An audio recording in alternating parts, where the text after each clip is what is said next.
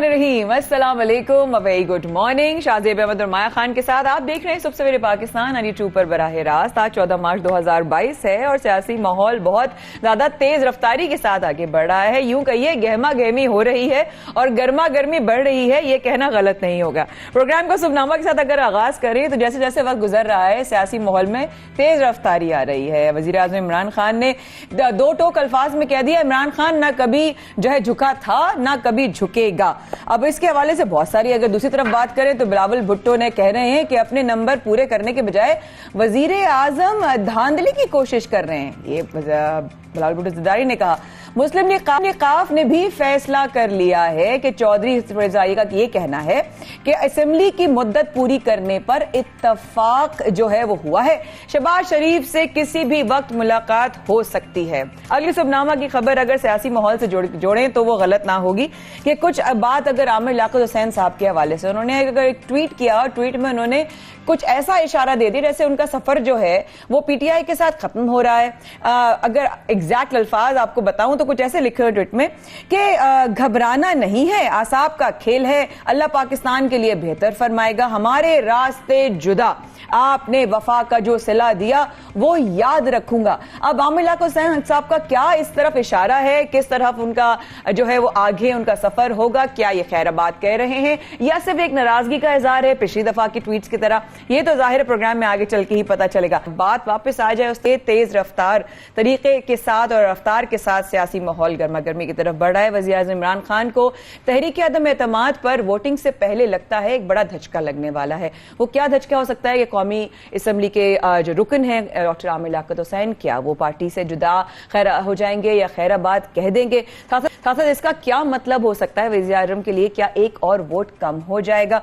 ये और बहुत सारे सवालात हमारे जहन में और आवाम के जहनों में आते हैं।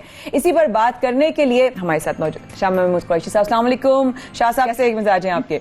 वालेकुम सलाम, अल्हम्दुलिल्लाह सब खैरियत, अल्हम्दुलिल्लाह। गुड मॉर्निंग शाह साहब। बहुत ज्यादा जो है वो इस वक्त गहमा गहमी है। Over the weekend it was a lot of happening. आम आवाम भी, सियासी लीडर्स भी, तमाम लोग जो हैं वो बहुत ज्यादा एक्टिविटी में मसरूफ थे। शाह साहब, व्हाट इज एग्जैक्टली हैपन? अदम एतमाद का जो वोट है क्या वो कम होता नजर आ रहा है या वो स्ट्रेंथ पकड़ता हुआ नजर आ रहा है? लोगों की नाराजगी की तरफ इशारा करते हुए भी पूछ रही हूँ। जी सर। जी मोहतरमा, जहां तक तो है पीटीआई का सपोर्ट बेस, उसमें क्लैरिटी है।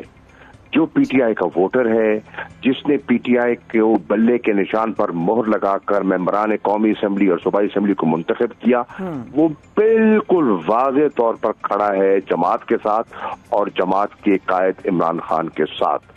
उसमें जरा लचक नहीं है और वो बड़े गौर से देख रहा है कि कौन सा मेरा मुंतखब नुमाइंदा जो है वो इस वक्त हिचकिचाहट महसूस कर रहा है या वो घबराहट का शिकार है। वो बड़े गौर से देख रहा है। तो मुझे क्लैरिटी है कि इमरान खान का जो सपोर्ट बेस था 2018 में वो न सिर्फ इंटैक्ट है बल्कि उसमें इजाफा हो रहा है। नंबर एक। नंबर दो, लोग समझते हैं और बड़ा सियासी शऊर रखते हैं मोहतरमा, और वो ये है, लोग देख रहे हैं कि ये जो टोला इकट्ठा हुआ है जी, ये एक मकसद के लिए इकट्ठा हुआ है। आपस में इनकी कोई दिल साफ नहीं है, कोई इनकी एक सियासत नहीं है, मुनाफकत की सियासत हो रही है। वन पॉइंट एजेंडा है इमरान खान को फारिग करना। अब वो कहते हैं इमरान खान को फारिग करके हमें क्या हासिल होना है? आवाम कह रही है हमें क्या हासिल होना है? इनके पास क्या प्रोग्राम है, इनके पास क्या शोर है? आप इनको हटा दो, फिर क्या होगा? भांत भांत की बोली, इंस्टेबिलिटी, मुल्क में सारा निजाम जो है, जो इकोनॉमिक रिकवरी है वो दरम बरम हो जाएगी। और जो खित्ते की सूरत हाल है, अफगानिस्तान की सूरत हाल है, यूक्रेन की सूरत हाल है, जो पाकिस्तान की तवज्जो अंदरूनी और बैरूनी मसाइल पे होनी चाहिए थी, वो कहाँ जाएगी? लोगों में क्लैरिटी है और मैं समझता हूं कि इंशाअल्लाह ये अदम एतमाद नाकाम होगा। ये बेमुराद लौटेंगे और आप देखेंगे, हमने दीर में देखा, मेलसी में देखा, कल हाफजाबाद में देखा, और इंशाअल्लाह मैं आज कह रहा हूं, मैं खान की बात की तायद कर रहा हूं, टी चौक पे आप एक इंसानों का समुंदर देखेंगे जो यकजहती करने आएगा। और आखिरी बात जी, ये बताएं, लोगों में सियासी शऊर है। जब वो देखते हैं कि नून लीग आज ऑफर कर रही है वजारत आला किसको, काफ लीग को, क्या इसमें कोई उनमें कोई नजर आ रही है उनको कोई सदाकत? नहीं, ये एक हरबा दिखाई दे रहा है, ये एक चाल दिखाई दे रही है, उसमें कोई सदाकत नहीं है। लोग बेवकूफ नहीं है, लोग सियासी शऊर रखते हैं और लोग इनकी चालों को समझते हैं। इसलिए आप देखेंगे कि ये वोट ऑफ नो कॉन्फिडेंस नाकाम होगा। अच्छा शाह साहब, यानी कि अगर यूं कहिए कि मैं ये सही समझ रही हूं कि क्योंकि अभी तक का तासुर ये है कि ऑपोजिशन बहुत स्ट्रांग नजर आ रही है, लेकिन अभी आपने इस तरह फरमाया कि देखिए तो आपस में बज़ाहिर, देखिए मोहतरमा, बज़ाहिर आपको स्ट्रांग दिखाई, ये खोखली है, ये अंदर से खोखले हैं, इनका नजरिया एक नहीं है, इनकी नीयतें साफ नहीं है, ये एक दूसरे से हाथ कर रहे हैं, एक दूसरे से चाल कर रहे हैं, ये तीनों जो है ना इनकी दिल ही साफ नहीं है। आपका क्या ख्याल है? बिलावल चाहेगा कि नून लीग रिवाइव हो जाए? पीपल्स पार्टी पंजाब में पहले मुर्दा हो चुकी है, वो मजीद उसको दफन करना चाहेगा। आपका क्या ख्याल है? शहबाज शरीफ चाहेगा कि बिलावल वजीर आजम बन जाए? मजाक है, लोग इस मजाक को समझ गए हैं। लोग समझते हैं कि ये नाटक जो है ये सिर्फ इमरान खान को नजरों से हटाने के लिए है। और मैं और कर दूं, इसके पीछे तो और भी हाथ है, इसके पीछे और भी हाथ हैं जिसका अभी मैं जिक्र नहीं करता, वक्त आने पे करूंगा। ठीक शाह साहब, लेकिन एक चीज की, किस तरह की जबान जिस तरह इस्तेमाल की जा रही है, क्या ये पाकिस्तानी सियासत के लिए आपको लगता है फोर्थ कमिंग टाइम्स में क्या ये अच्छा इम्पैक्ट छोड़ेगा? जिस तरह की तेज तरार जबान। जी सर, बिल्कुल आप सही कह रही हैं, मैं आपसे इत्तफाक करता हूँ। शाइस्तगी का दामन नहीं छोड़ना चाहिए और जबान अच्छी इस्तेमाल करनी चाहिए, और आप अपने मुखालिफ पर बगैर गिरे हुए भी तनकीद कर सकते हैं, मैं इसमें बिलीव करता हूँ। लेकिन मुझे ये बताइए बीबी कि पर्दादार खवातीन जिनका सियासत से ताल्लुक ही नहीं है उसको मुलव्वस करना, ये कहाँ की सियासत? बेशक, ठीक है ना। वफात पाए गए वालिदैन को सियासत में घसीटना, ये कहाँ की सियासत है? देखिए, आप मुकाबला कर रहे हैं, हम आपका मुकाबला कर रहे हैं सियासी अंदाज में, आप हमारा सियासी अंदाज में मुकाबला करें। और अगर आप समझते हैं कि आप जुमलाबाजी करेंगे तो जुमलाबाजी तो फिर यहां से भी हो सकती है। बिल्कुल हो सकती है, बिल्कुल सही कह रहे हैं आपके। वाकई में इस तरह के जब अल्फाज हम देखते हैं और सुनते हैं और तनकीद होती है एक दूसरे के ऊपर, तो नजर आता है कि ये किस तरह की सियासत है। एक आम इंसान कहते हैं कि शऊर याफ्ता जो है। बहुत बहुत बहुत शुक्रिया शाह साहब, आपने वक्त निकाला और आपने आके रहनुमाई फरमाई। सियासी माहौल इस वक्त ऑब्वियसली बहुत तेज रफ्तारी से, पूरी आवाम की जो नजरें हैं वो इस वक्त न्यूज चैनल्स पर और मुल्क की सियासत पर जो है वो जमी हुई हैं, और बहुत सारी बातें प्रोग्राम में आगे भी करेंगे। लेकिन इस वक्त एक और इशू है जिसका हमें सामना है, और अगर हम ये बात करें कि एक अवाम जिसके ऊपर महंगाई का चैलेंज और है, साथ में कुछ बीमारियां भी अगर उसी में जन्म लेना शुरू कर दें जो कि खाने पीने और खुराक से जुड़ी हैं, तो वो गलत नहीं होगा, जो कि आम इंसान के लिए बहुत परेशान कुन बात है। एक बीमारी है जो फैल रही है, जिसका नाम है लिम्पी स्किन। कराची समेत सिंध के मुख्तलिफ हिस्सों में लोगों ने गाय का गोश्त इस्तेमाल कम कर दिया है।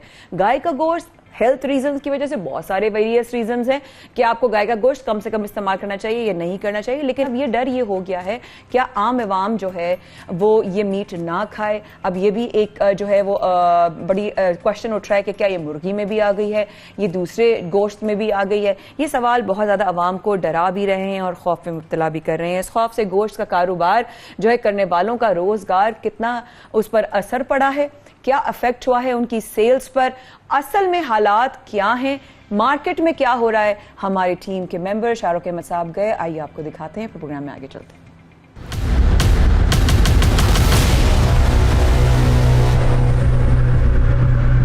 सोशल मीडिया पर बीमार जानवरों की तस्वीरें वायरल होने के बाद कराची के शहरी शदीद खौफ में मुब्तला हैं। उन्होंने गोश्त खाना छोड़ दिया है। लेकिन अब कराची के एक बड़े अस्पताल ने एक रिसर्च दी है जिसके मुताबिक लंपी स्किन इंसानों में मुंतकिल नहीं होती। इसके बाद से गोश्त वालों के कारोबार में कितना फ़र्क आया है, चले जानते हैं।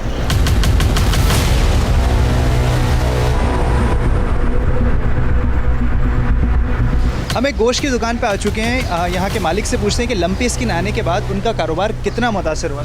वालेकुम सलाम। सर, ये जो बीमारी आई लंपी स्किन नाम से, इसके बाद से आप लोगों का कारोबार कितना मुतासर? तकरीबन 40% जो है वो नीचे आ गया है। लोग आते हैं तो पहला सवाल क्या करते हैं? वो ये पूछते हैं कि ये गोश्त जो है क्या है, ये बीमारी तो नहीं है कुछ, ये तो फिर हम उनको कन्वेंस करते हैं। किस तरह कन्विंस करते हैं? उनको हम बताते हैं कि सर ये हम वेटरनरी डिपार्टमेंट से इसको अप्रूव कराते हैं स्लॉटर हाउस से, और ये हम अपना जानवर परचेस करके वहाँ ज़िबा करवाते हैं। उसके बाद फिर उनको ये समझ आती है कि हाँ, फिर वो उनके कुछ स्लिप्स हैं वेटरनरी डिपार्टमेंट के, वो हम उनको दिखाते हैं, और हमारे पास इसका लाइसेंस भी है। अच्छा, जो लोग सस्ता, हमने सुना था कि सस्ता हो गया, गवर्नमेंट ने हमसे पाबंदी लगाई है बेचने पे, सुपर हाईवे पे जो फरोख्त होते हैं सारे, तो क्या उसके बाद कोई सस्ता गोश्त भी मार्केट में आ गया? जी जी, ऐसा हुआ है। उसमें हो क्या रहा है कि जितने भी फार्म हाउस वाले में ना, जो आपके जो एक्सपोर्टर्स में जो जा रहा है गोश्त, वो इस माल को उठा रहे हैं, क्योंकि दुकानों पे तो आपको पता है कि चेक एंड बैलेंस हो गया तो हमारा लाइसेंस भी कैंसिल हो सकता है, दुकान सील हो सकती है, तो इसलिए हम लोग इसमें बहुत मोहतात होकर काम करते हैं।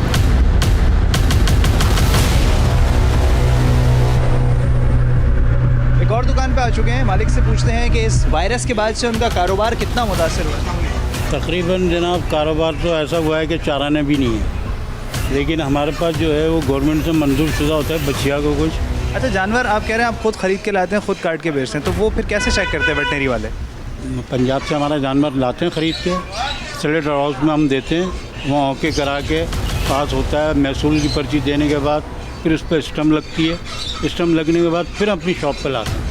अच्छा, जो लोग अब आ रहे हैं गोश्त खरीदने के लिए, वो डरे हुए ज़ाहिर है उस वायरस को लेके, तो आगे क्या सवाल करते हैं पहले? और यही देखते हैं गोश्त पे वो तो टिप्पे तो नहीं है, दाने दाने तो नहीं है, वो चीज़ नहीं होती ना, तो कहते हैं यार आपका गोश्त सही है आप।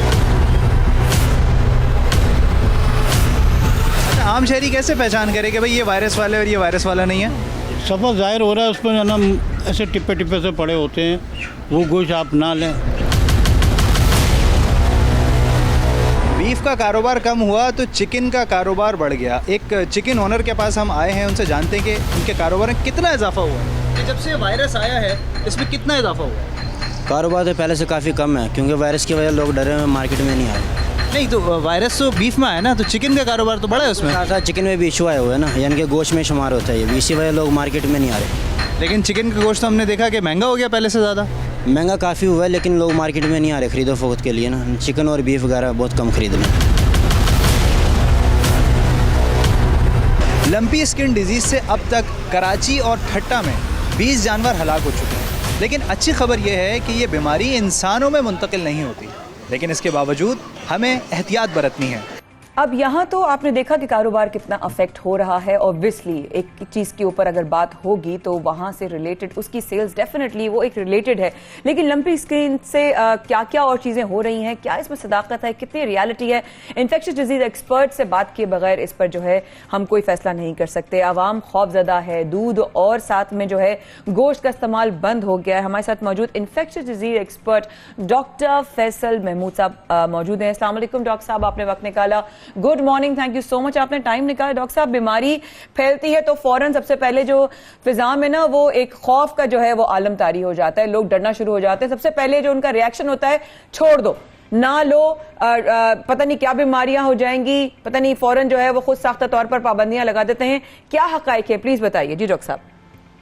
वालेकुम सलाम, बुलाने का शुक्रिया। तो बिल्कुल ऐसा कि आपके रिपोर्टर ने बताया कि ये बीमारी जो है ये जानवरों की बीमारी है, इंसानों की बीमारी नहीं है, बल्कि जानवरों में भी बहुत मखसूस सिर्फ ये गाय, भैंस, कैटल, इनको ये इन्फेक्ट करती है और दूसरे जानवरों में ये मुंतकिल नहीं होती, जैसे कि आपके बकरी या दुम्बा या चिकन के अंदर नहीं जाती ये बीमारी। तो ये सिर्फ बिल्कुल कैटल की बीमारी है। अच्छा, ठीक है, यानी कि डॉक्टर साहब हम इस चीज को, इस एम्बिग्युइटी को और इस तरह के डाउट्स को निकाल दें कि खुदा न खास्ता ये मुर्गियों में है या दूसरे जानवरों में है, ऐसा कुछ भी नहीं है, आराम से इस्तेमाल किया जा सकता है गोश्त। बिल्कुल। और ये जो तस्वीरें अक्सर लोग व्हाट्सएप पे शेयर कर रहे होते हैं मुख्तलिफ जिल्द की बीमारियों के, तो वो ये बीमारियां दूसरी हैं, ये इस वायरस से बिल्कुल भी नहीं है, बल्कि इसको देख के आप फौरन कह सकते हैं कौन सी बीमारी है। ये लंपी स्किन डिजीज नहीं है जो इंसानों में नहीं होती। अच्छा, यानी thank you so much doctor साहब, सबसे पहले तो आपने ये क्लियर कर दिया, it's obviously in the air right now. अच्छा डॉक्टर साहब, अगर इन केस किसी को वो गोश्त खाने से या खुदा न खास्ता इस तरह का दूध पीने से, अव्वल तो आपने कहा कि कुछ भी नहीं होगा, लेकिन अगर खुदा न खास्ता उसको कोई डाउट होता है तो वो डाउट क्या हो सकता है, और अगर खुदा न खास्ता वो डाउट उसका कंफर्म हो जाए तो उस सूरत में क्या करना चाहिए? जी डॉक्टर साहब। सो देखिए, आई थिंक सबसे इंपॉर्टेंट बात एग्जैक्टली यही है कि even though lumpy skin disease इंसानों में नहीं होती, ये वायरस इंसानों में नहीं होता, खाने पीने से बहुत सारे दूसरे बीमारी भी फैलती हैं, and that's the important thing जिस पे हमको ध्यान देने की जरूरत है, क्योंकि लंपी स्किन डिजीज तो जानवरों की बीमारी है। इंसानों में आजकल जो बहुत ज़्यादा फैला हुआ है वो डायरिया फैला हुआ है, और गोश्त खाना, दूध पीना सेफ तो है, मगर एज लॉन्ग एज इसको आप अच्छी तरह पकाएं, और अच्छी तरह याद रखें, जो भी आप पकाते हैं सब कुछ मर जाता है, उसमें कुछ जिंदा नहीं रहता उसके अंदर। इसी तरह दूध को अच्छी तरह उबालें, या जो पेस्चराइज वाला दूध है वो इस्तेमाल करें, उसमें कोई जानवर, कोई जरासीम बचता नहीं है।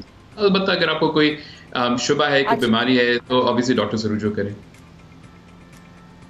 बिल्कुल ठीक है। अच्छा, इनकेस डॉक्टर साहब अभी तक कोई ऐसी रिलेटेड चीज आई है कि इनकेस कोई ह्यूमन बॉडी अफेक्ट हुई हो इस इन्फेक्शन के हवाले से, या उसका किसी तरह का कोई रिएक्शन आया हो, ताकि वो डाउट भी दूर हो जाए?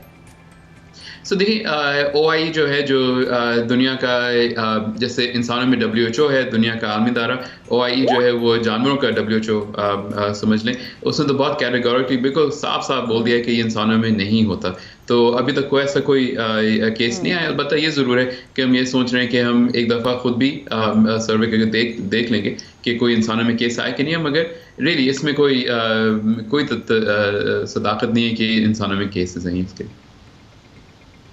अच्छा, जैसे कि आपने पहले जिक्र किया अफवाहों के हवाले से, इस तरह की वीडियोस आ रही हैं, पता नहीं कि कितने कितने जो है वो फार्म्स की कितनी कितनी वीडियोस, पिक्चर्स बना बना के भेज रहे हैं, ये देखें लंपी स्किन डिजीज, ये देखें लंपी डिजीज। अब हर तरह से क्या है, हमारे जितने भी लोग, जितने जिनके ज़रिए जुड़े हुए हैं डॉक्टर साहब, ऑब्वियसली गोश्त वाले हैं, मुर्गी वाले हैं, उनका एकदम से सेल्स भी बैठ जाता है, उनका भी रिस्क रुकता है। इस तरह की अफवाहों के हवाले से लोगों को क्या आप जो है वो गाइडेंस देंगे? जी।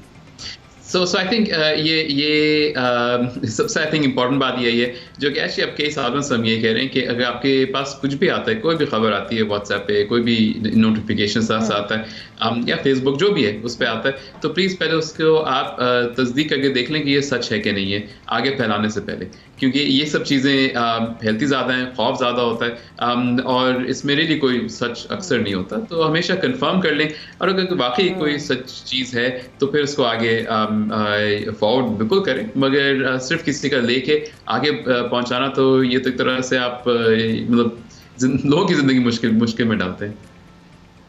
बिल्कुल सही बात है, लोगों को और जो है वो खौफ में मुब्तला करने वाली बात है, फिर वो साइकोलॉजिकली अफेक्ट होते हैं, फिर वो उनके प्रोटीन्स भी दूर हो जाते हैं, तो किसी तरह से भी जो है वो हेल्दी नहीं है। अच्छा डॉक्टर साहब, आगे रमज़ान भी आ रहे हैं, फिर बकरीद की तरफ भी हो रहा है, और मवेशी जो हैं वो पालना सालों से शुरू कर देते हैं और अपने जानवरों को बड़ा करते हैं।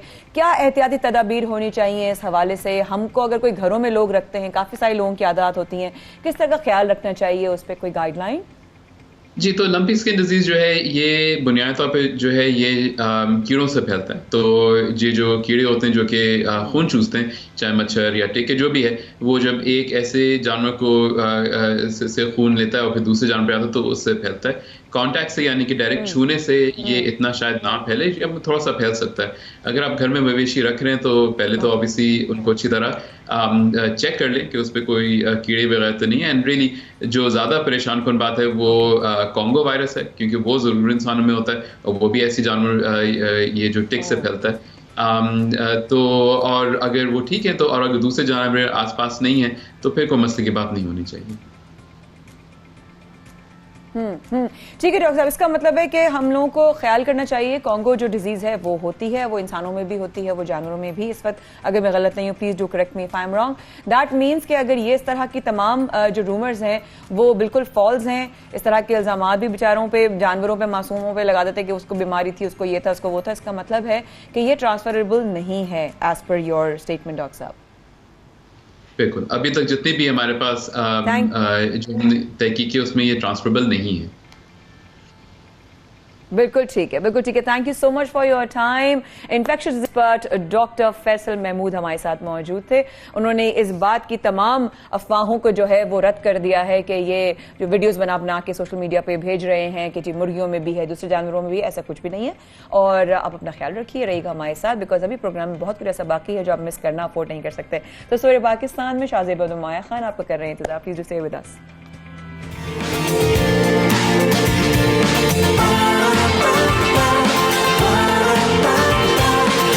सुबह सवेरे पाकिस्तान।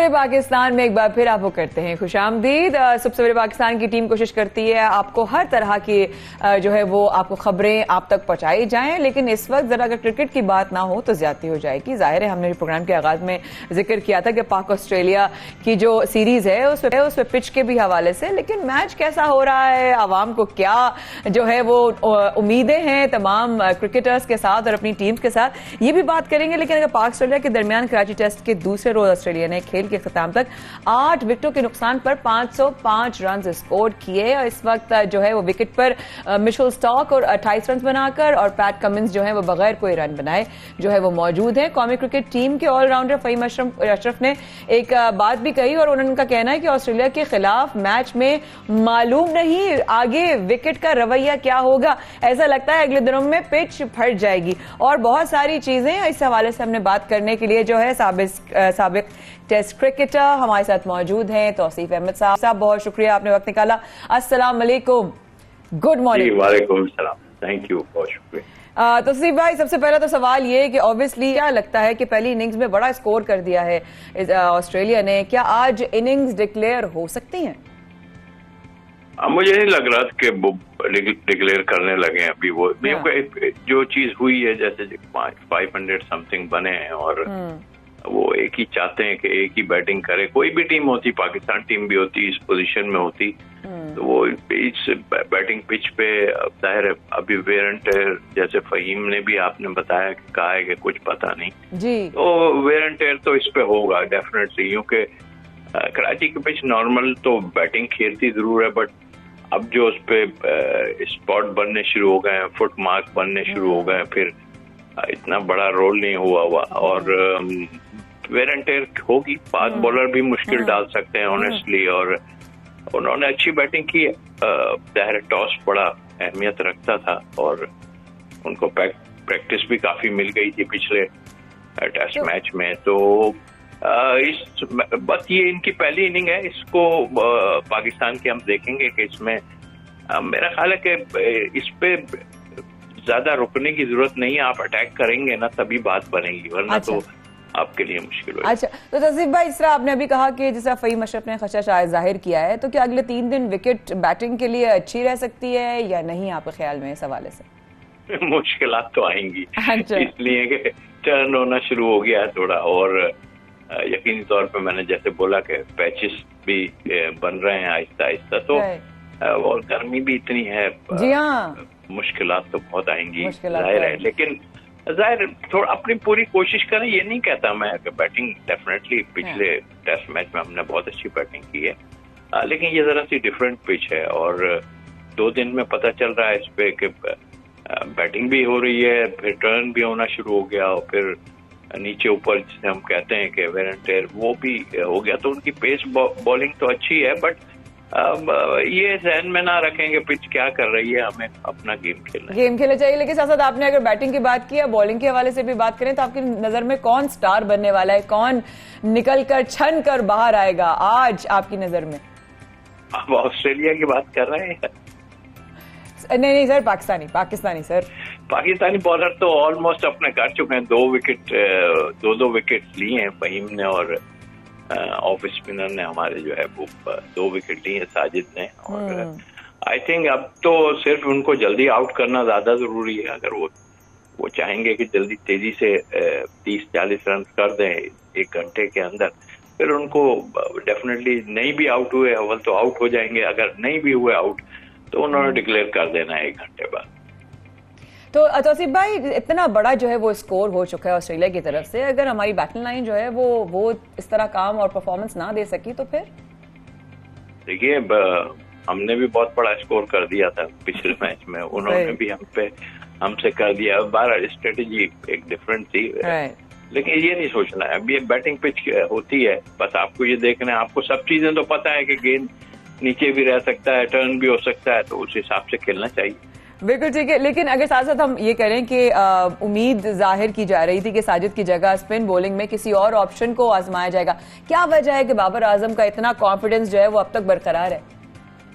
मैनेजमेंट के ऊपर है सारा होता है, और आई थिंक मैं खुद भी कह रहा था, एक तो साजिद को खिलाने की वजह वो उनके पास 3-4 बल्कि ज्यादा ही है लेफ्ट हैंड बैट्समैन है, तो एक तो वो वजह है। ऑफ स्पिनर को तो अगेंस्ट जाता है उसके, थोड़ा ये वजह है। फिर नोमान डेफिनेटली एक लेफ्ट आर्म स्पिनर, लेकिन मेरी अपनी ख्वाहिश यही थी कि एक लेग स्पिनर जो है जाहिद महमूद जो टीम के साथ हैं उनको आप खिला देते, क्योंकि ये चौथी इनिंग का तो अब मुझे नहीं पता क्या होने वाला है, लेकिन इस इनिंग में भी मुश्किल डाल सकता था जाहिद महमूद। तो तौसीफ भाई एक बड़ा एक अवाम की तरफ से एक रिफ्लेक्शन आया था या एक सही रिएक्शन आया था कि बहुत ही ठंडा जो है वो मैच जा रहा है, तो उसके हवाले से क्या आपकी तरफ से इंस्ट्रक्शंस होनी चाहिए, उसकी वजूहात हैं कोई या नहीं? देखिए, मैं थोड़ा सा ये जरूर है फैसला आना चाहिए, हर सब कुछ अपनी जगह है, बट जो लोग बात कर रहे हैं हम उनको ग्रासी पिच तो बना के दे नहीं सकते, इसलिए कि हमारा अपना होम वो है। ठीक है, मैं कहता हूँ टर्निंग हमें बनानी चाहिए थी, और वो हमें ऑस्ट्रेलिया में कोई टर्निंग पिच तो हमें नहीं देते, जाहिर है उनके पेसर तो बहुत ही अच्छे पेसर हैं, तो हम होम एडवांटेज हमें लेना चाहिए। हाँ, ये जरूर हुआ है कि थोड़ा सा पिछले टेस्ट मैच में भी हम बहुत ज्यादा बैटिंग पिच बन गई है, तो हमें फेयर यही हो सकता है कि आपकी जो बेस्ट स्ट्रेंथ है, मतलब आप जिस पे खेल रहे हैं, आपकी जो टीम है, उस पे आपको करना चाहिए, यानी कि स्पिन ट्रैक बनाना चाहिए। बिल्कुल बिल्कुल ठीक है, यानी कि परफॉर्मेंस देने की और स्ट्रैटेजी बनाने की जरूरत है। हमारे साथ साबिक टेस्ट क्रिकेटर तौसीफ अहमद साहब मौजूद थे। बहुत शुक्रिया तौसीफ भाई, आपने वक्त निकाला। You have a very nice day. और अब देखेंगे क्रिकेट के हवाले से क्या रुख जा रहा है, लेकिन अब आपको प्रोग्राम में जो अब हम बताने वाले हैं बड़ी ही हमें पाकिस्तान का नाम रोशन करने वाली, और खवातीन के भी हवाले से मैं कहूँगी खवातीन भी जरा रेडी हो जाए कि इस तरह की खबर आप सुनेंगे कि आप तो जो है ना आप कहेंगे आप भाई वाह, इस खातून ने तो हमारा सर फख्र से बुलंद कर दिया। पाकिस्तानी आर्टिस्ट राबिया जाकिर ने मदीना में फर्स्ट सोलो शो, जी हां, फर्स्ट सोलो शो इनेकाद करके मुल्क और कौम का नाम रोशन कर दिया। राबिया जाकिर ने खवातीन के आलमी दिन पर मदीना में सोलो शो का इनेकाद किया और सऊदीया में बदलते वक्त को ईमान के सफर के तौर पर पेश किया। वह सऊदी वली अहद मोहम्मद बिन सलमान ने भी राबिया जाकिर के काम की जो है वो तारीफ की, पजीराई की। इस शानदार अचीवमेंट पर हमारी पूरी टीम की तरफ से उनको मुबारकबाद भी, और क्यों ना फिर उन्हीं से बात कर ली जाए। हमारे साथ मौजूद है सऊदी अरब से बराह रास्त Rabia Zakir. Rabia, good morning from Pakistan and मुबारकबाद। वालेकुम सलाम, thank you so much and बहुत शुक्रिया आपका। क्या बात है भाई, सबसे पहले तो हम सबकी तरफ से आपने तो हम एज अ वुमन भी और एज अ पाकिस्तानी भी आपने तो हमें बहुत ही एक तो उम्मीद वाला सफर एक और शुरू हो गया कि अब खवातीन अपना काम दिखा सकेंगी, अपने नाम रोशन कर सकेंगी, और साथ साथ मदीना में पहला सोलो शो। कितनी बड़ी कामयाबी है यह आपकी नजर में? मेरे ख्याल में ये मेरी सबसे ग्रेट अचीवमेंट है कि मैं अपना जो पहला ये जो एग्जीबिशन है ये मदीना में हुआ, और मेरा नाम जो है वो जो है मुंसलिक हो चुका है मदीना के साथ। तो ये मेरे लिए मेरे ख्याल में मेरे अपने कैरियर में अभी सबसे इम्पोर्टेंट जो है अचीवमेंट है। बिल्कुल ऐसा ही है। अब सऊदी वली अहद ने भी आपकी तारीफ की, उस वक्त क्या तासुरात थे आपका जो है वो आपके काम का जो है वो कहते ना कि बस मेरी मेहनत वसूल हो गई? सऊदी अरब में जो खासी तादाद ने जब इसमें शिरकत की और यहाँ का जो रद्द अमल था कि लोगों ने इसको अप्रिशिएट किया और इसको बहुत पसंद किया गया, तो ऑब्वियसली जब आप एक इंटरनेशनल पाकिस्तान को रिप्रेजेंट करते हैं दूसरे मुल्क में, और जब वो वहाँ यहाँ पर उसको पसंद किया जाए, तो ये it's a great achievement for me and for Pakistan as well. Absolutely. अच्छा Rabia, me being an artist myself, मेरा मीडियम हमेशा वाटर पेंट्स रहा। आप किस तरह के मीडियम को यूज़ करती हैं या चूज़ करती हैं, और आपकी पेंटिंग्स के हवाले से आप ज़रा हमें प्लीज़ बताएं। मैं ऑयल पेंट्स करती हूँ, मोस्टली मैं ऑयल पेंटिंग ही जो है ऑयल पेंट से करती हूँ, और कैनवस पर डिफरेंट मीडियम होते हैं जिसमें वाटर भी होता है, पेस्टल्स भी होते हैं, स्केचिंग भी होती है, बट मेरा जो हमेशा से शुरू से एक स्टाइल रहा है वो ऑयल पेंट का है। और क्योंकि मैं थोड़ा रियलिस्टिक पेंट करती हूँ जिसमें लैंडस्केप्स भी हैं और पोर्ट्रेट्स भी होते हैं। पोर्ट्रेट्स की वजह से ज़्यादा जो है वो आप कह सकें कि उसको शोहरत मिली और लोगों ने उसको काफ़ी पसंद किया। मगर जो अभी मेरा जो एग्जीबिशन था वो खुसूसी जो है वो लैंडस्केप पे भी था और उसमें कुछ पोर्ट्रेट्स भी थे। हाउ नाइस, जबरदस्त। तो पाकिस्तान कब आ रही हैं? अगली एग्जीबिशंस कहाँ कहाँ करने का इरादा है, जरा हमें बताइए। अभी अगर इसी एग्जीबिशंस के दौरान ही मुझे 2-3 जो है ऑफर्स आ चुकी थी, मगर क्योंकि मेरा एक अब जो है वो बैक टू पाकिस्तान, वहाँ पे भी डिफरेंट जो है प्रोजेक्ट है उस पर काम करना है, तो अंतिम आपको देखेंगे कुछ इंटरनेशनल एग्जीबिशन हो सकते हैं और कुछ पाकिस्तान में तो ऑन एंड ऑफ होते रहते हैं। अच्छा राबिया, हमने अभी बात की सऊदी वली अहद मोहम्मद बिन सलमान साहब ने आपकी कौन सी पेंटिंग को तरफ ज्यादा आपको उस पर जो है तो आपकी तारीफ की या उस तरफ निशानदही की, वो भी बताएं हमें। मेरी यहाँ पर जो डिफरेंट पेंटिंग्स थी, लैंडस्केप्स थे, खास तौर पर हरम शरीफ के, मस्जिद नबवी के, उसे काफ़ी पसंद किया गया। और हाँ, उसमें डिफरेंट जो है वो मैंने मंजर दिखाए गए थे, और बाबा काबा जो है वो बहुत पसंद किया गया। उसमें काफ़ी डिटेल्स थी यहाँ पे, क्योंकि एब्स्ट्रैक्ट आर्ट ज़्यादा पसंद किया जाता है, मतलब लोग ज़्यादा एब्स्ट्रैक्ट करते हैं, तो उनके लिए ये काफ़ी नया था कि एक रियलिस्टिक वर्क यहाँ पर डिस्प्ले हो। राइट, तो आप माशाल्लाह जो लोग पसंद करते हैं, तो उनमें आपके कोई शागिर्द भी बने, आप सिखाने का प्लान करती हैं, कर रही हैं, या आगे कोई इरादा हो सकता है? ये 3 रोज़ा जब एग्जीबिशन थी, तो उसके नेक्स्ट डे से हम जो है यहाँ पे वर्कशॉप स्टार्ट हुई थी सऊदी आर्टिस्ट के लिए, जिसमें सिर्फ ना मदीना से बल्कि मदीना से बाहर से भी जो आर्टिस्ट थे उन्होंने शिरकत की थी, और उन्होंने आकर जो है वो मेरे से मेरा स्टाइल और जो मेरी टेक्निक्स हैं वो सीखी। और पाकिस्तान में भी मेरे जो है स्टूडेंट हैं, उन्हें भी मैं सिखाती हूँ। वाह वाह राबिया, तो कैसा लग रहा है पाकिस्तान में आपके जो है, जब हमने आपकी तस्वीरें देखी और आपका काम देखा, आपको जिस तरह से सराहाया गया है वो देखा, तो आपको बहुत ज्यादा मैसेजेस आए होंगे पाकिस्तान से, कैसा फील हुआ? बहुत अच्छा फील हुआ, और पाकिस्तानी अवाम का जो इसको अप्रिशिएट करने का था, उसके लिए मैं बहुत शुक्रगुजार हूँ। और स्पेशली जो मीडिया का रोल है वो बहुत अच्छा रहा, क्योंकि वो एक अच्छा, इन्होंने मीडिया जो है वो पॉजिटिव इमेज को जिस तरीके से हाईलाइट किया, उसका मैं तहे दिल से शुक्रगुजार हूँ। और अवाम तो ऑलरेडी जो है वो इसको अप्रिशिएट कर रही थी, उसके लिए भी मैं बहुत शुक्रगुजार।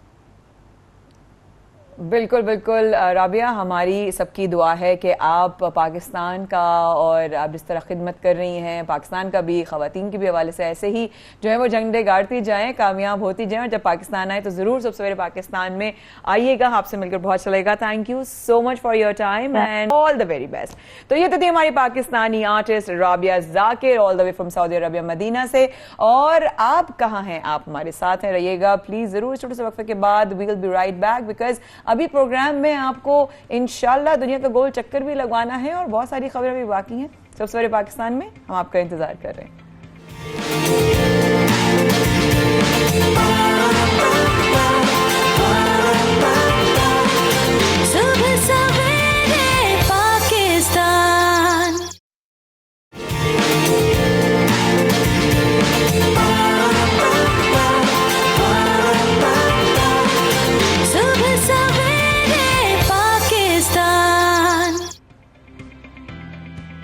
सबसे पाकिस्तान में एक बार फिर आपको करते हैं खुशामदीद। आप हमारे साथ बाहर 92 न्यूज़ पर हैं, और अगर आप ये समझते हैं कि हमारे पिछले वक्तों में या आज से पहले के दिनों में जब हमारे मोबाइल चोरी हो जाया करते थे या छिन जाया करते थे, खैर अल्लाह पाक सबको अपने हिफ्ज़-ओ-मान में रखे, लेकिन जितने भी मोबाइल फ़ोन्स फ़रोख्त किए जाते थे, जिनके थ्रू वो सेल किए जाते थे, वो गैर मकामी लोग होते थे। एक खबर यह है कि कराची में अब गैर मकामी शहरियों के मोबाइल फ़ोन फ़रोख्त करने पर पाबंदी लगा दी गई है, और जिसका मकसद कराची में स्ट्रीट क्राइम्स, खुसूसन मोबाइल फोन्स के छीनने या चोरी होने वारदातों पर काबू पाने की कोशिश है। इसमें जैसे मैंने बताया, पुलिस, CPLC और इलेक्ट्रॉनिक डीलर एसोसिएशन ने मिलकर इस पर जो है वो फैसला किया है। इसी मामले पर मजीद बात करने के लिए हमने इलेक्ट्रॉनिक डीलर एसोसिएशन जो है उनके सदर से ही हमने राब्ता किया है। आपसे थोड़ी देर में डेफिनेटली उनसे बात भी करेंगे, उनसे सवालात भी करेंगे, उनसे पूछेंगे भी कि जनाब ये रहनुमाई भी फरमाएं। हमारे साथ मौजूद हैं मोहम्मद रिजवान इरफा। बहुत शुक्रिया आपके वक्त का।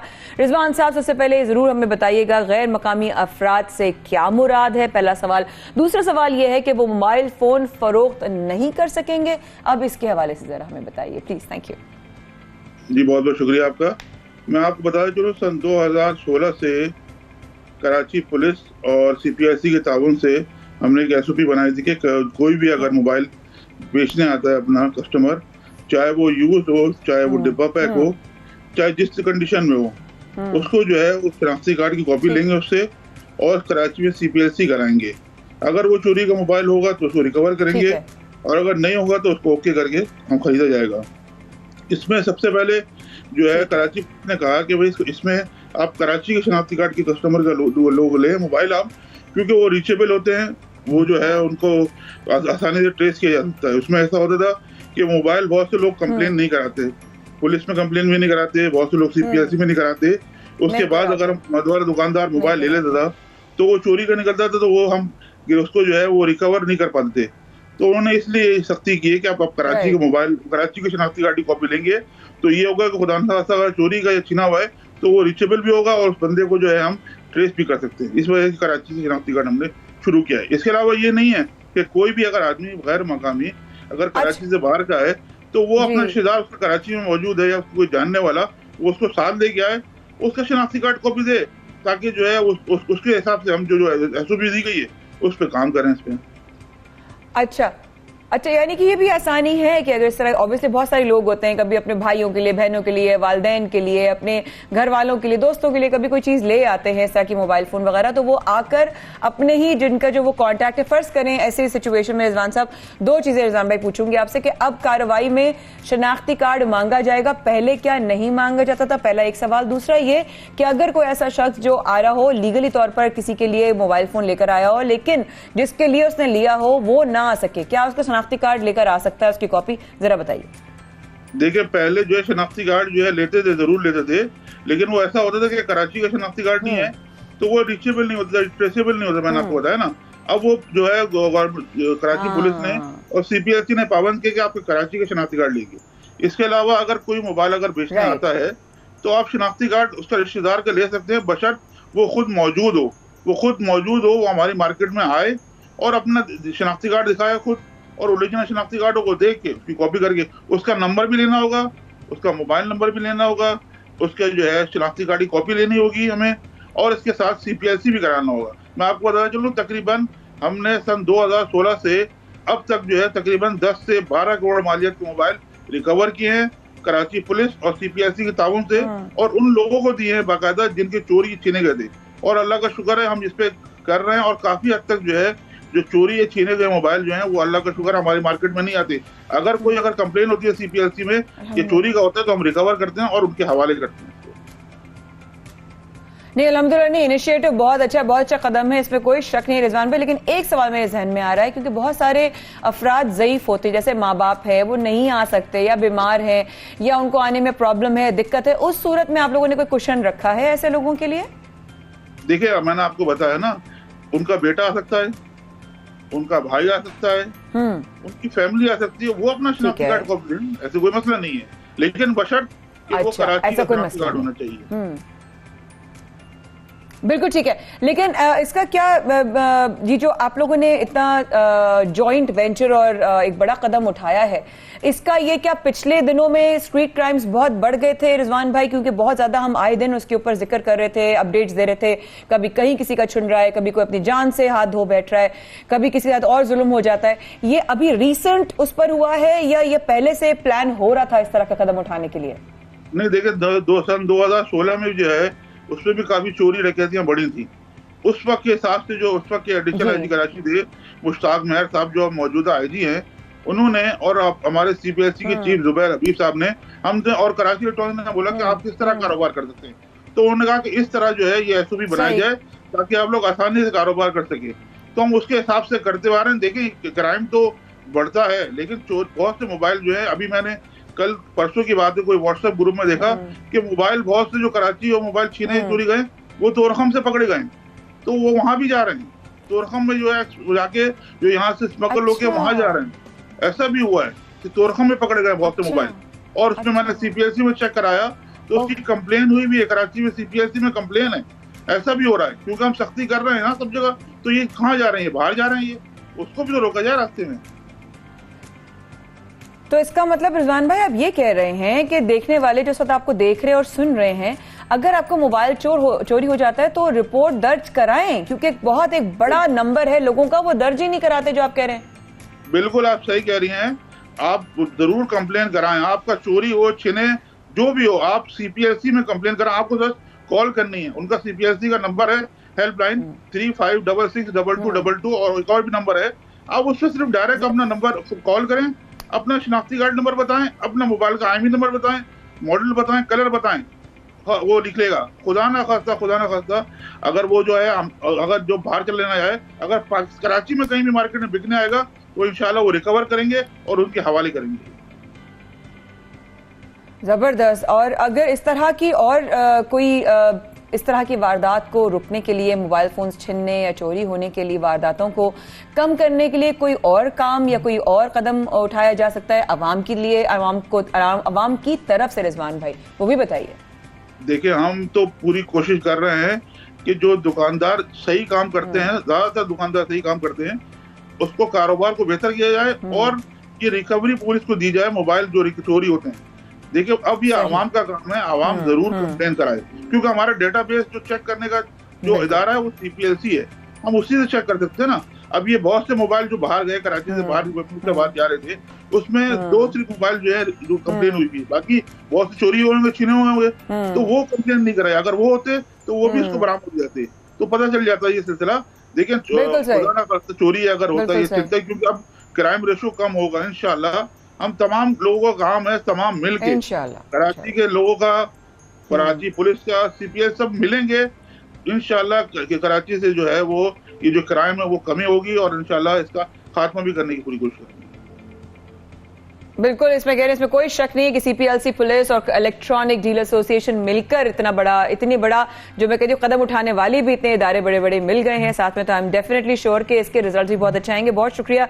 हमारे साथ कराची इलेक्ट्रॉनिक डीलर एसोसिएशन के सदर मोहम्मद रिजवान साहब मौजूद थे, आपने इस हवाले से रहनुमाई फरमाई। और अब मेरा ख्याल है हमें इस बात को सीखने की जरूरत है कि अगर हमारे मोबाइल फोन खुदा न खास्ता चोरी हो जाते हैं, उसकी रिपोर्ट दर्ज कराएं और एक और काम करें। रहिएगा हमारे साथ इस वक्फे के बाद। सुबह सवेरे पाकिस्तान में हम कर रहे हैं आपका इंतजार।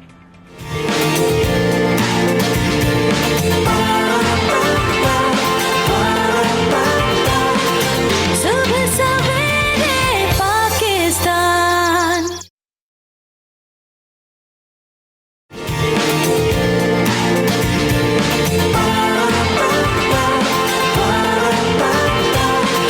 सुबह सवेरे पाकिस्तान। एक बार फिर हमारे साथ आने का बहुत शुक्रिया। सबसे पाकिस्तान में अब बात करते हैं कुछ मेहमानों की।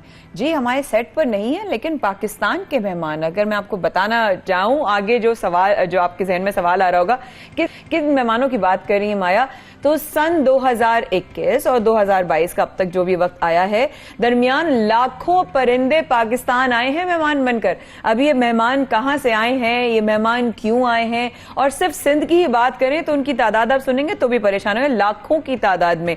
वाइल्ड लाइफ सर्वे से पता चला है कि गुज़िश्ता एक साल के दौरान 6,61,000 से जायद परिंदे सिर्फ सिंध के मेहमान बने हैं। क्या इमेजिन कर सकते हैं इन परिंदों की जो है वो आने की वजह क्या होगी, या इतनी खूबसूरती अल्लाह ने कुदरत हमारी जमीन पर, क्या पाकिस्तान का जो सिंध का मौसम है वो उनको सूट कर रहा है, सिंध की हवा जो उनको अच्छी लग रही है। इसके अलावा जिनमें 150 से ज्यादा इक़साम के परिंदे हैं, और साथ साथ 2020 में मेहमान परिंदों की तादाद 6 लाख थी। आज ऐसे ही जो है ये ऐसे हिजरत करते करते पाकिस्तान आ चुके हैं। ये क्यों आए हैं, ये बड़ी दिलचस्प मालूमात है। मजीद मालूमात हासिल करने के लिए हमने इनको, जो हमारे आज मेहमान हैं, इस हवाले से बात करने के लिए डॉक्टर एजाज हमारे साथ हैं। बहुत शुक्रिया डॉक्टर साहब, आपने वक्त निकाला और आज आप सुबह पाकिस्तान में मेहमानों का जिक्र कर रहे हैं। ये परिंदे जो लाखों की तादाद में पाकिस्तान की सरजमीन की तरफ आए हैं, और खाली सिंध में।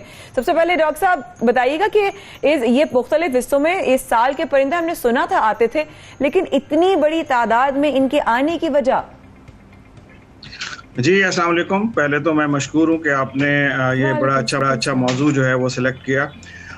बुनियादी तौर पर तो ये जो एक ग्लोबल फिनोमेना है, दुनिया भर से जो परिंदे हैं, जहाँ पे जो सख्त सर्दी, खासतौर पर जब हम पाकिस्तान की बात करते हैं तो जो साइबेरिया है वहाँ पे जब सर्दियाँ बहुत ज़्यादा शिद्दत इख्तियार कर जाती हैं तो परिंदों को कोई जगह ठहरने के लिए चाहिए होती है, जब खाने पीने का जो है वो फुकदान हो जाता है, तो उसके लिए ये सदियों से परिंदे जो है वो माइग्रेट करते हैं, ऐसी जगहों पे जाते हैं जहाँ पे उस दौरान में सर्दी कम हो, मौसम की जो हार्श कंडीशंस हैं वो उस तरह ना हो, और उसके साथ साथ उनको प्रोटेक्शन भी हो और खाना पीना, उनका जो फूड है वो भी उनको बेहतर तरीके से दस्तयाब हो। तो वैसे तो over a period of time जो पाकिस्तान जो है वो जो दुनिया के 7-8 जो फ्लाईवेज कहलाते हैं, वो फ्लाईवेज ऐसी जो इलाकों को कहते हैं जहाँ से एक रेगुलर सिलसिला होता है कि परिंदे जो हैं वो एक जगह से दूसरी जगह माइग्रेट करते हैं। तो दुनिया में जो तकरीबन 7 ऐसे फ्लाईवेज हैं, जिनमें से एक जो है वो जो दुनिया में मशहूर है वो इंडस फ्लाईवे है, और वो उस फ्लाईवे को ज़्यादातर इख्तियार करते हैं। और उसकी वजह ये है कि ये फ्लाईवेज ऐसे होते हैं जिसमें ख़ास तौर पर दरिया जो हैं वो अहम किरदार अदा करते हैं। तो इंडस फ्लाईवे जो है वो थ्रू आउट इंडस जो है वो सिंध, बहरे अरब तक जो है वो मौजूद है। तो वो परिंदों के लिए वहाँ पे उनको खुराक भी मिलती है, उनको प्रोटेक्शन भी मिलती है, तो इसलिए वो ये जो है ना रूट इख्तियार करते हैं। तो वाह वाह, जबरदस्त बात आपने की। वाकई में सिंध में आना भी और पूरे पाकिस्तान में इस तरह आपने पूरे बड़े अच्छे तरीके से आपने एक्सपीरियंस डॉक्टर साहब कि सिंध में तो सिंध की तो वैसे भी मेहमान नवाजी जो है वो मशहूर है।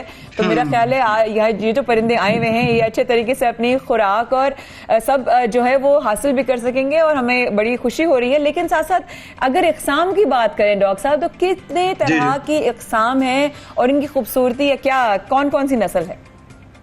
जी, मैं थोड़ा सा ये आपने जिस तरह सिंध के हवाले से कहा कि सिंध में जब दरियाए सिंध जब दाखिल होता है तो वो बहुत सारी आबगाहें हैं जो जिनको वेटलैंड्स कहते हैं, और वो जो आबगाहें हैं दुनिया भर में जो अहम तरीन आबगाहें हैं उनको रामसर साइट्स कहा जाता है। और पाकिस्तान में 19 ऐसी जगहें मौजूद हैं जो इम्पोर्टेंट हैं जो परिंदों के हवाले से या आबी हयात के हवाले से।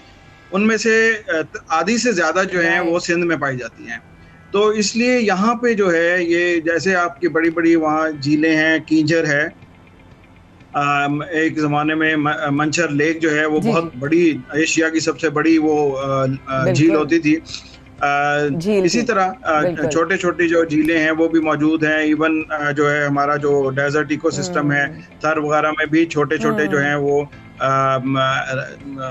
पॉन्ड्स मौजूद हैं जिन पे ये परिंदे आते हैं। तो इसलिए ये बहुत अहम हो जाती है। अच्छा, अब जहाँ तक ताल्लुक है कि कितनी तादाद, पाकिस्तान में जनरली 660 से लेकर 680 तक मुख्तलिफ अक़साम हैं परिंदों की, जिनमें से तकरीबन 70% ऐसे हैं जो माइग्रेटरी हैं। तकरीबन 400 से ज़्यादा परिंदे ऐसे हैं जो कि माइग्रेशन करके पाकिस्तान में आते हैं। और ये जो माइग्रेशन है ये अमूमन सितंबर में जो जैसे साइबेरिया में सर्दी बढ़ना शुरू होती है, इसी तरह वो आहिस्ता आहिस्ता माइग्रेशन भी शुरू हो जाती है।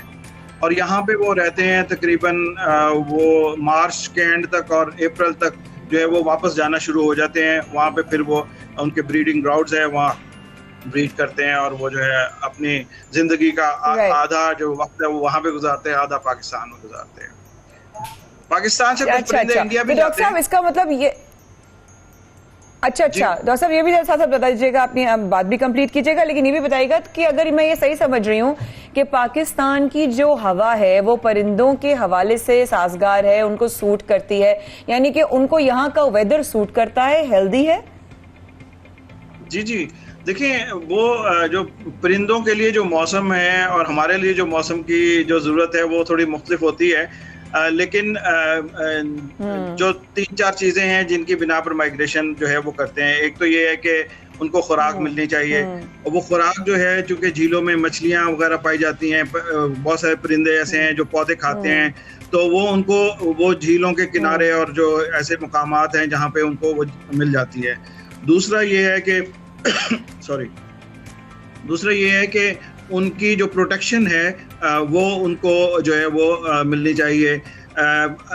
रास्ते में जो खुराक है, हैबिटेट है, प्रोटेक्शन है, ये सारी की सारी चीज़ें जो हैं अगर वो सही तरीके से मिल रही हैं तो फिर वो ज़ाहिर है वहाँ पे माइग्रेट करते हैं।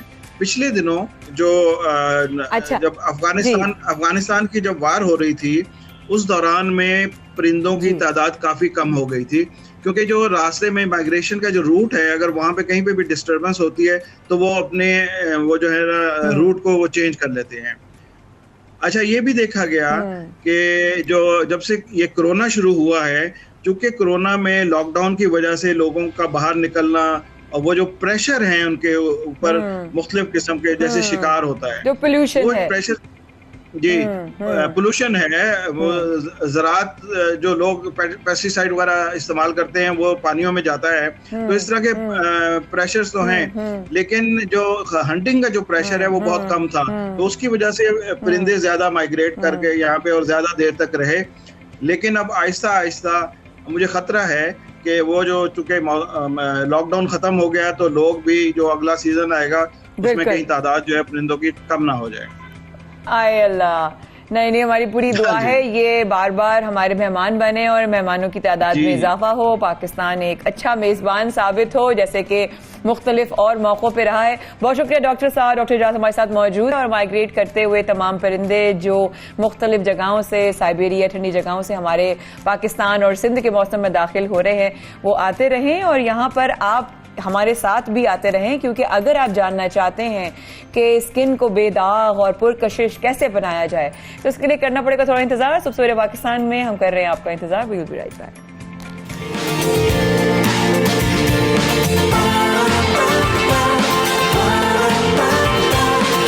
सुबह सवेरे पाकिस्तान।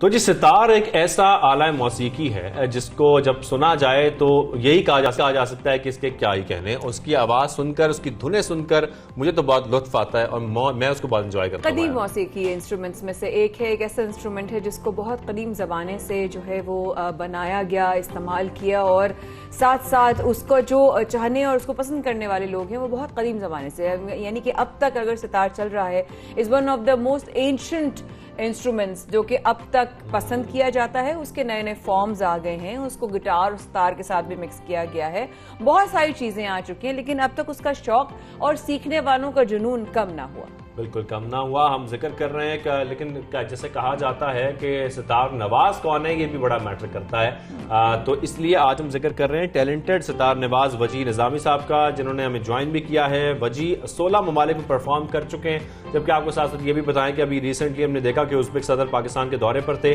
तो वजी निज़ाम के दिनों से वो लुत्फ़अंदोज़ होते रहे। तो हम बात करेंगे, हमें ज्वाइन कर चुके हैं साथ में तबला नवाज भी हैं, इरफान खान भी और वजी निज़ाम भी हैं। वजी और आपको हम दोनों को खुशामदीद कहते हैं। शुरू में पहले कुछ सुन लेते हैं। कैसे आप दोनों खैरियत से हैं? सबसे पहले तो हमें कुछ सुना दे, कोई धुन सुना दे, उसके बाद हम बात करेंगे। बहुत शुक्रिया आप लोगों का, आपने इनवाइट किया अपने इस चैनल पे और बोलने का मौका दिया। मैं अपने नाज़रीन को सबसे पहले, अभी चूंकि हम सुबह के वक्त में बैठे हैं, तो मैं राग अहीर भैरों की एक धुन सुनाऊंगा, उसकी एक गत जो है वो कंपोजिशन आपकी खिदमत में पेश करूंगा। अहीर भैरों। जी प्लीज प्लीज।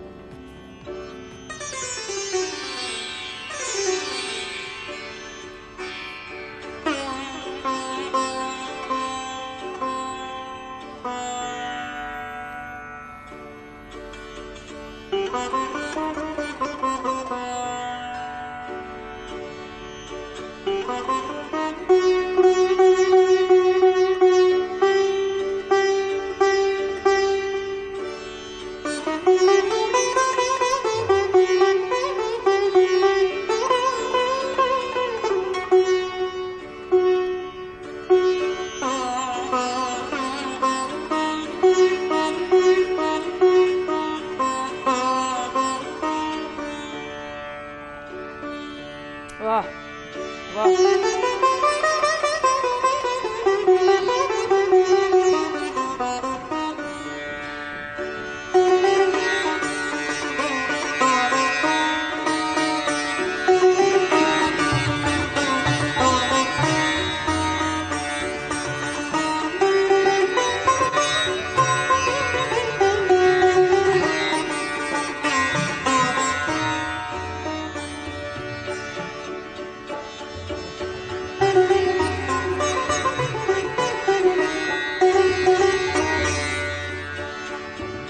बातें करना ही बहुत ज़रूरी है, मैं आपसे बहुत कुछ जानना भी है। सबसे पहले तो मैं आपसे ये जानना चाहता हूँ कि कब से आपने सितार को अपनी ज़िंदगी का हिस्सा बनाया, कब फैसला किया कि मुझे ये इंस्ट्रूमेंट सेलेक्ट करना?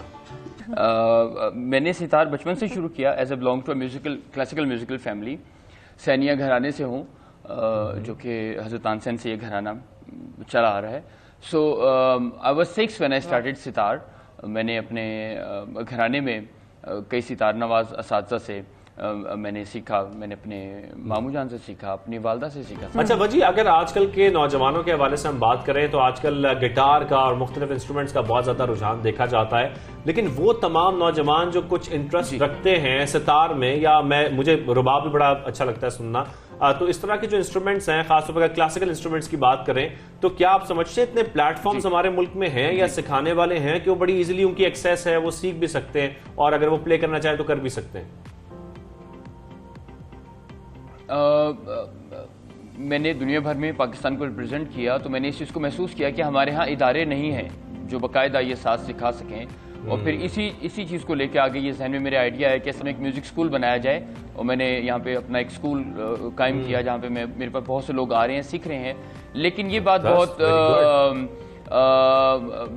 दुख वाली है कि हमारा रुझान कम है, लेकिन जो फॉरेनर्स हैं वो रुबाब को, सितार को, सारंगी को, तबले को बहुत ज़्यादा सीखते हैं। उन लोगों का इस तरफ रुझान है। They love our classical music, क्योंकि दुनिया भर में जो हमारा जो साउथ एशियन म्यूज़िक है उसमें जो स्पेशली जो पाकिस्तान का जो क्लासिकल म्यूज़िक है उसकी उसे बहुत दिलचस्पी से सुना जाता है। अच्छा साथ में वजी, जब आप उज़्बेक सदर के सामने परफॉर्म कर रहे थे उस वक्त आपकी क्या फीलिंग्स थी, क्या इमोशंस थे और रिएक्शन खासतौर पर आपको कैसा मिला, कैसा सुनने को मिला? खासतौर पर लोग क्या कह रहे थे, दाद दे रहे थे, खासतौर पर खुश हो रहे थे सुनकर?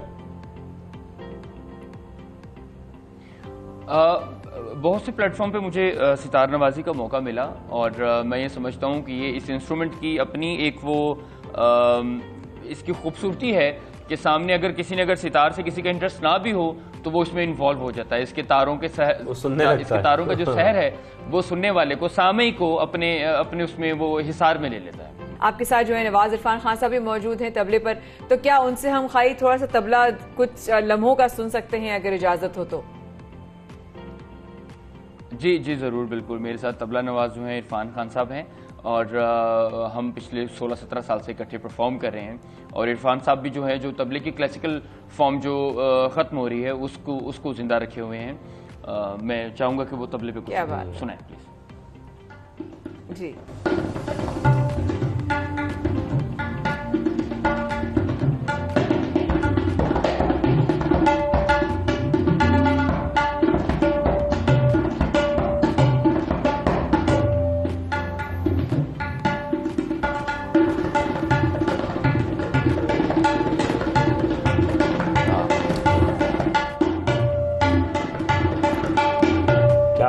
क्या बात है।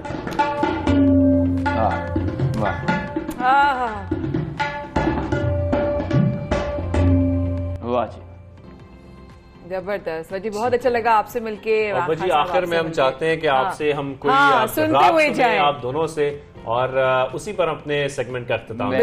मैं चाहूँगा जी, पहले तो आप लोगों का बहुत शुक्रिया कि आज ये क्लासिकी मौसीकी पे गुफ्तगू होगी आपके चैनल के थ्रू। और अब आखिर में मैं चाहूंगा कि सितार और तबले की जुगलबंदी जो है, it's a conversation between these two instrument. बिल्कुल, क्या बात है, जबरदस्त जी।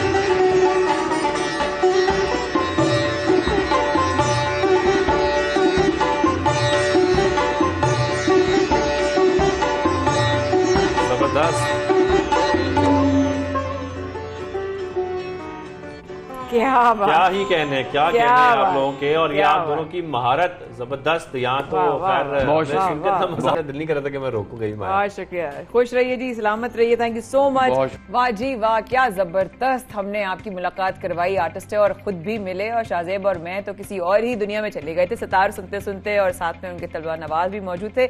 अब प्रोग्राम को आगे लेके चलते हैं। जैसे मैंने वक्त पे जाने से पहले कहा था कि आप अगर परेशान हैं कि आपके दाग धब्बे हैं, टू टोन स्किन है, या खुशगवार स्किन जो है वो होने की ख्वाहिश है, मैं समझती हूँ हर एक की ख्वाहिश जो है वो होती है कि स्किन बहुत अच्छी होनी चाहिए, क्योंकि कोई ना कोई वजह होती है, दाग धब्बे हो जाते हैं, या कोई दाना हुआ तो वो अपनी जगह बना के छोड़ दिया, आपने उस पर खुद एक्सपेरिमेंट करने की कोशिश की होगी तो वो फिर धब्बा छोड़ गया होगा, या सिर्फ जो है ऐसी कोई चीज जिससे आपको लगता है कि मेरी स्किन का आधा कोई हिस्सा जो है वो डार्क है, कोई हिस्सा जो है वो लाइट है, इसको कहते हैं टू टोन या मल्टीपल टोन्स। आज हम ऑब्वियसली कोशिश करेंगे कि हमने जिन एक्सपर्ट को बुलाया है और दावत दी है प्रोग्राम में, उन्होंने वक्त निकाला हमारे प्रोग्राम के लिए कि वे इस हवाले से आएं और कुछ चीजें क्लियर करें कि इनकी वजूहात क्या होती हैं, इनके ट्रीटमेंट्स क्या है, और आप और मैं कैसे इन तक पहुंचकर ट्रीटमेंट्स करवा सकते हैं। हमने यहाँ आज दावत दी है डर्माटोलॉजिस्ट डॉक्टर उज़मा पीरजादा को। गुड मॉर्निंग डॉक्टर साहिबा। Good morning Maya, thank you so much. Thank you so much for coming. भाई आपने तो देखिए, डर्माटोलॉजिस्ट ना हर इंसान का फेवरेट होता है, ये मैं बता दूं आपको। किसकी ख्वाहिश नहीं होती दाग धब्बे ना हो, किसकी ख्वाहिश नहीं होती वन टोन स्किन ना हो। सबसे पहले तो डॉक्टर साहबा के झाइयां और दाग धब्बे होने की वजूहात क्या क्या हो सकती हैं, शॉर्ट जल्दी बताइएगा ताकि सवाल में ज्यादा कर सकूं। जी डॉक्टर साहब। जी थैंक यू माया। सबसे पहले तो $1 मिलियन आपने एक स्टेटमेंट दी है कि सबकी ख्वाहिश होती है अच्छी स्किन होना, ना सिर्फ खवातीन बल्कि हजरात की भी, यंग लड़कियों से लेके एजिंग विमेन तक। अब जो सवाल है वो ये कि दाग धब्बे झाइयां क्यों होती है, इनकी मल्टीपल रीजंस हैं, बहुत सारे वजूहात हैं। कुछ जेनेटिक फैक्टर्स हैं, कुछ हमने अपनी जिंदगी में ऐसी प्रैक्टिसेस की हैं कि हमने ये लार्जेस्ट ऑर्गन जो बॉडी का है जिसका नाम है स्किन, इसको इग्नोर किया है। हम समझते हैं शायद हम मेकअप के नीचे छुपा कर या कर लेंगे स्किन को अपनी बेटर लुकिंग, बट नो। जैसे वजन कम करने के लिए लाइफ टाइम स्ट्रगल है और एक लाइफ स्टाइल है, उसी तरह स्किन को भी मेंटेन करने के लिए it's a life time journey, and ये ओवरनाइट नहीं होता। You have शॉर्टकट नहीं, शॉर्टकट कोई नहीं है, there is no magic. You have to invest in your skin in terms of time, in terms of care and in everything. आपको पता होना चाहिए कि स्किन की केयर के क्या क्या स्टेप्स हैं, और अगर आपके चेहरे पर दाग धब्बे झाइयां जो हमारे पार्ट ऑफ द ग्लोब में, इंडो पाक में, एशियन स्किन के अंदर बहुत कॉमन है ये कि दाग धब्बे पड़ जाना। वजूहात में जेनेटिक रीजंस आते हैं, सन एक्सपोजर आता है। सन एक्सपोजर के लिए मुझे बड़ी हैरत होती है जब पेशेंट्स आते हैं और कहते हैं हम इंडोर रहते हैं, हम बाहर नहीं जाते। भाई you are expose to flames in the kitchen, खवातीन जा रही है, and on top of it the UV light in the room, the blue light, your cell phones, your laptop, cell phone पे 20 मिनट सूरज में खड़े होने से जो डैमेज होता है वो 7 से 8 घंटे आप अगर अपने सेल फोन या लैपटॉप पर है उससे होता है, बराबर है, इक्वल है। सो रात के टाइम अगर आप अंधेरे में सेल फोन ऑन करके बैठे तो please put it on a night mode, ताकि वो ब्लू लाइट की जो इमिशन हो रही है वो कम हो जाए और आपकी स्किन को डैमेज कम हो सके। ओह अच्छा, यानी कि डॉक्टर साहब ये चीज आपने बड़ी, मैंने फर्स्ट टाइम मुझे कैलकुलेशन सुना होगा लेकिन कहते हैं ना कभी क्लिक नहीं किया, लेकिन आज क्लिक कर गया कि अगर आप 1 घंटा या 1-1.5 घंटा सन के सामने खड़े हैं, सूरज के सामने, और अपने मोबाइल फोन के सामने 5-6 घंटे हैं, वो बराबर हो गया। उसके नुकसानात मल्टीपल हो सकते हैं, दाग धब्बे हो सकते हैं। बिल्कुल। और एजिंग, देखिए दाग धब्बे के अलावा हमारी स्किन में तो प्रॉब्लम ये है कि हम कंसर्न होते हैं गोरा रंग हो जी, दाग धब्बे हो। रंग वही होता है जो हम अपने जीन्स में लेकर आते हैं, जो हम इनहेरिट करते हैं। What makes it beautiful is a flawless skin. Skin की हर एज में एक ब्यूटी रहनी चाहिए। आपकी स्किन दाग धब्बों से पाक हो, एक ग्लो हो, एक शाइन हो, ग्रेसफुली एज करें और उसको मेंटेन करें स्किन को। उसके लिए आपको सबसे पहले वजह पता करनी है कि दाग धब्बे क्यों आ रहे हैं, क्या आपको ऐसी दवाइयां इस्तेमाल कर रहे हैं, और अगर खवातीन प्रेग्नेंट होती है उस दौरान को कुछ मिलाजमा या कुलाजमा या मास्क ऑफ प्रेगनेंसी कहते हैं वो होता है। समटाइम्स इट्स ट्रांजिएंट, वो चला जाता है, but at times it remains there. वो कैसे मैनेज करे। फिर जब एक्ने की आपने बात की, nails are the worst enemies of our face. हमको कुछ भी होता है फेस पे, हम उस पर अपनी खरोंचना शुरू कर देते हैं, तो वो पोस्ट इन्फ्लेमेटोरी हाइपर पिगमेंटेशन करती है स्किन पे, धब्बा छोड़ जाती है। और मैं आपको बात बताऊं, डेप्थ होती है, मेलाज्मा की या स्किन के धब्बों की, अगर टॉप मोस्ट लेयर है इजी है ट्रीट करना, लेकिन जब ये डीपर हो जाते हैं आप छोड़ देते हैं, ना ये ओवरनाइट आते हैं ना ये ओवरनाइट जाते हैं, so you have to take care of it. इसको एक रूटीन बनाना पड़ता है आपको। ठीक है, रूटीन बनाना पड़ता है। और ये आपने कोई शॉर्टकट क्रीमें और शॉर्टकट गोरापन और शॉर्टकट स्किन अच्छी जाए नहीं। अच्छा, क्लियर स्किन यानी साफ स्किन कैसे मुमकिन हो सकती है आज के वक्त में, जबकि मौसम जो है अब सर्दी से हम गर्मी की तरफ आ ही चुके हैं?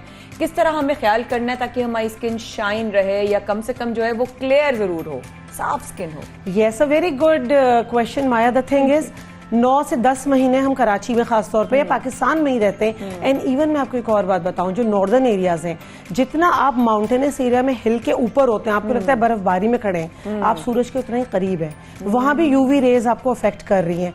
केयर करने के लिए जो इंपॉर्टेंट चीज है, बदलते मौसम के साथ इनसे स्किन की रेजिमेंट चेंज होती है। जो क्रीम या फेस वॉश या साबुन आप पूरा साल इस्तेमाल कर रहे हैं, आपको अपनी स्किन की टाइप के हिसाब से और उसकी उस टाइम कंडीशन के हिसाब से उसको मॉडिफाई करना पड़ता है। उसके लिए आप प्लीज थोड़ा सा ये देखें एक डर्मेटोलॉजिस्ट के पास जाके कि आपकी स्किन की टाइप असेस करें। Prime importance thing is a good face wash. Good face wash 5 step की रेजिमेंट में आपको बता रही हूँ। Good face wash, then again it's according to the type of your skin. If you have acne prone skin, oily skin है उसका अलग है, और ड्राई स्किन का अलग है, मिक्स्ड स्किन का अलग है। जी, फेस वॉश आपका एक अच्छा हो गया। फिर उसके बाद अगर आपकी स्किन बहुत ज्यादा ड्राई है, देन यू नीड हाइड्रेशन, उसके लिए मॉइस्चराइजेशन की जरूरत है। उसके बाद एक सन ब्लॉक। एक बड़ा मिसनोमर सन ब्लॉक के बारे में कि हम धूप में नहीं जाते, नहीं लगाएंगे।